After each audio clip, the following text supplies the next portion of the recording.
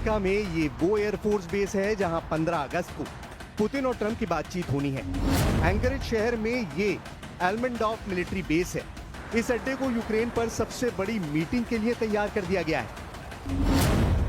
क्या इस मीटिंग में यूक्रेन के युद्ध को लेकर जमी बर्फ पिघलेगी या फिर इस मिलिट्री बेस से नजर आने वाले अलास्का के बर्फीले पहाड़ उसे और कई सालों तक जमा देंगे? यानी युद्ध और तेज होगा और खतरनाक होगा और पूरा यूरोप उसमें खिंचा चला आएगा।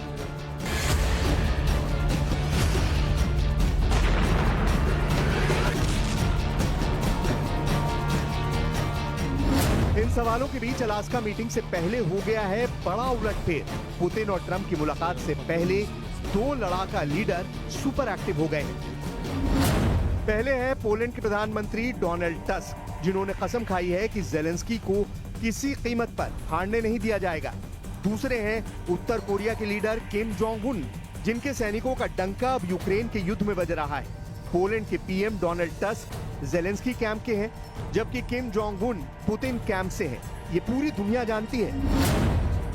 डोनाल्ड ट्रंप से मिलने से पहले पुतिन और किम जोंग उन के बीच क्या हुआ है, इसे लेकर जेलेंस्की की फिक्र 4 गुना बढ़ गई है। अलास्का मीटिंग से पहले किम जोंग उन की एंट्री होना डोनाल्ड ट्रंप के लिए भी एक इमरजेंसी सायरन के जैसा है। सिग्नल ये मिल रहा है कि युद्ध बंद नहीं होगा बल्कि और तेज होने का खतरा है। पुतिन ने उत्तर कोरिया के लीडर किम जोंग उन से फोन पर बात की है। उत्तर कोरिया के सरकारी मीडिया ने कहा है कि पुतिन ने किम जोंग उन को सैन्य मदद देने के लिए शुक्रिया कहा है, क्योंकि उत्तर कोरिया के सैनिकों की मदद से रूस ने अपने कुर्स्क इलाके से यूक्रेन के सैनिकों को खदेड़ दिया है।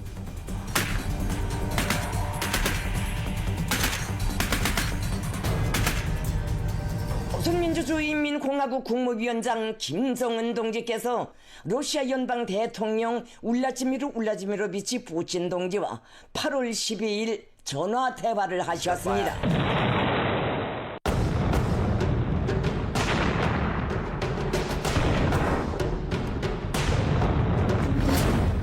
2024 में रूस और उत्तर कोरिया के बीच सामरिक समझौता हुआ था। इसके बाद यूक्रेन के खिलाफ किम जोंग उन ने रूस की बड़ी मदद की। दक्षिण कोरिया की इंटेलिजेंस रिपोर्ट ने भी दावा किया था कि उत्तर कोरिया ने रूस की मदद करने के लिए 10,000 से ज्यादा सैनिक भेजे हैं। अब उत्तर कोरिया भी सैन्य मदद की पुष्टि कर रहा है, लेकिन इस वक्त मुद्दा है पुतिन और ट्रंप की मुलाकात।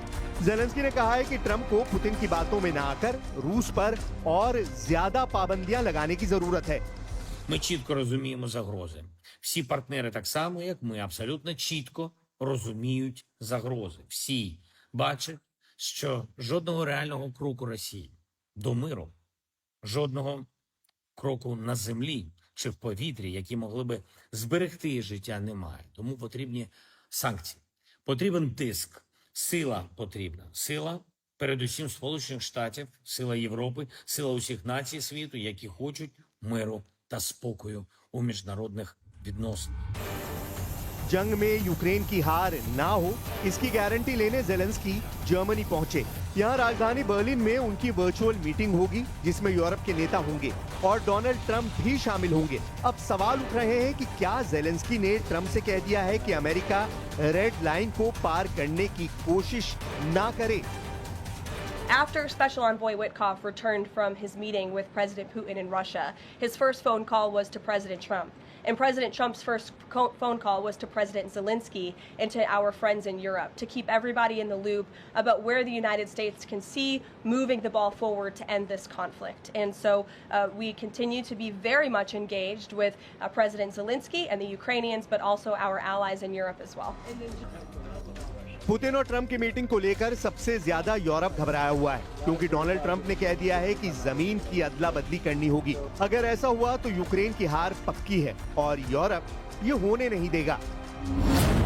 सवाल है कि क्या जेलेंस्की को एक डोनाल्ड धोखा देगा और क्या दूसरा डोनाल्ड यूक्रेन को बचाने के लिए युद्ध में कूद पड़ेगा। एक तरफ जेलेंस्की को खतरा डोनाल्ड ट्रंप से है और दूसरी तरफ उनकी मदद को तैयार हैं पोलैंड के प्रधानमंत्री डोनाल्ड टस्क।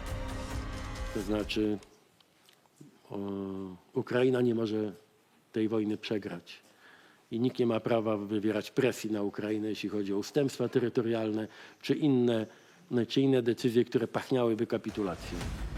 एक बात साफ है कि यूक्रेन को जिताने के लिए जेलेंस्की से ज्यादा दूसरे देशों के लोग जुटे हुए हैं। इसमें नेटो के बड़े बड़े देश शामिल हैं। अमेरिका भले अभी हथियारों की मदद दे रहा हो, लेकिन जमीन पर जेलेंस्की के साथ नेटो के सैनिक ही मौजूद हैं।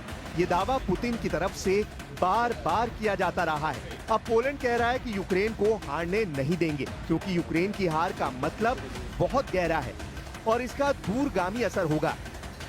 European leaders are currently trying to strike a tricky balance between trying to keep the US on board because they are still dependent on US military assistance to some degree. They are only now gradually trying to bolster their defense capabilities and acquiring more independence from the US security umbrella. But on the other hand, indeed, they understand that they might have that there will be tensions between the US position and European leaders' position on what a durable ceasefire and acceptable terms for ending the war in Ukraine might be. डर यही है कि Ukraine और Putin की जंग और तेज होगी और इसमें सबसे बड़ी भूमिका यूरोप की होने वाली है। इस बात की गारंटी यूरोप के 5 रिंग लीडर दे रहे हैं। पहले ring leader Vladimir Zelensky. Zelensky ने ट्रंप की सलाह के बावजूद यूरोप को युद्ध के लिए तैयार कर लिया है। दूसरी रिंग लीडर इटली की प्रधानमंत्री जॉर्जिया मेलोनी। मेलोनी ने यूक्रेन के लिए नेटो के आर्टिकल 5 में बदलाव करने का सुझाव दिया है। तीसरे रिंग लीडर फ्रांस के राष्ट्रपति इमैनुअल मैक्रो। मैक्रो अब यूरोप में बना रहे हैं परमाणु कवच।